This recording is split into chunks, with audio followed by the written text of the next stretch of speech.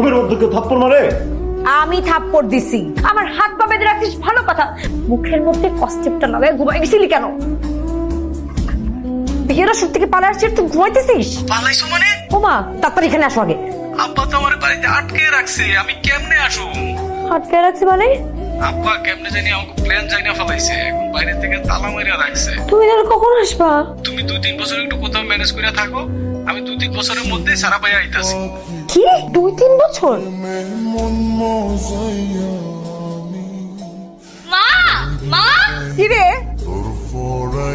Surprise, দেখো কাকে নিয়ে আসছি। ঝাড়ুটা খুঁজে নিয়ে আয়। ঝাড়ুটা নিয়ে আয়। আমি আজকে ওকে না একদম ঝাড়ু পেটা করব। তুই আমাদেরকে না জানিয়ে বিয়ে করে একদম বউ নিয়ে বাসায় চলে এসেছিস।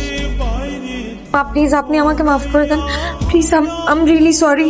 আসলে ওর কোনো দোষ নেই, মানে